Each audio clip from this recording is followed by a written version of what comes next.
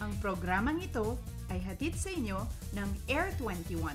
Sagot ko, padala mo!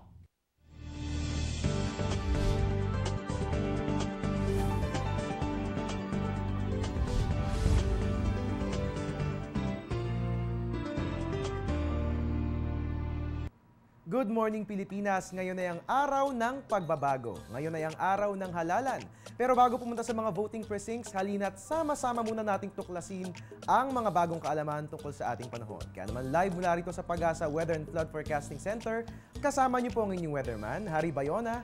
Dito lang po yan kung saan walang pinipiling panahon ang pagbibigay impormasyon. Ito po ang Panahon TV na araw-araw naghahatid ng sariwang balita tungkol sa ating panahon. At mga kababayan, upang bigyan tayo ng ideya sa mga dapat asahan sa ating weather ngayong araw ng halalan, makakasama nga po natin si Pag-asa Weather Forecaster, Mr. June Galang. Good morning po, Mr. Galang. Magandang umaga, Harry, at magandang umaga din po sa mga nanonood ngayon. Mr. Galang, base po sa 5 AM forecast ng Pag-asa, ano nga po ba yung magiging lagay ng panahon natin para sa araw na ito? Sa ngayon po, apektado ng tail end ng cold front itong Northern Luzon. At yung mga kababayan naman po natin sa Mindanao, apektado po ng tinatawag na Intertropical Convergence Zone. Mr. Galang, at base naman po sa special weather forecast ng Pag-asa para sa araw ng eleksyon, kasi nga po ngayon ay ang araw ng midterm elections natin, ano nga po ba yung magiging lagay ng panahon ngayong araw at ano-ano po yung mga lugar na sakop nitong nasabing forecast?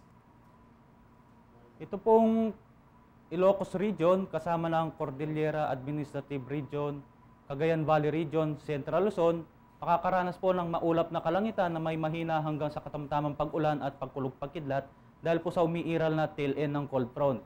Dito naman po sa mga kababayan natin sa Mindanao, itong Zamboanga Peninsula, ARMM, Soc-Sargen, kasama ng Northern Mindanao, apektado ng Intertropical Convergence Zone, kaya makakaranas din po ng maulap na kalangitan na may mahina hanggang sa katamtamang pag-ulan ngayong maghapon po na ito. At ang Metro Manila naman po, kasama ng natitirang bahagi ng ating bansa, itong Mimaropa, Bicol Region, Cebu, Bohol at ibang parte ng Visayas, Davao Region at natitirang bahagi ng Mindanao, bahagyang maulap po na may pulo-pulong pag-ulan at pagkulog-pagkidlat ang pwedeng maranasan ngayong araw po na ito. Alright, Mr. Galang, maraming salamat po sa napakahalagang impormasyon na yan tungkol sa halalan.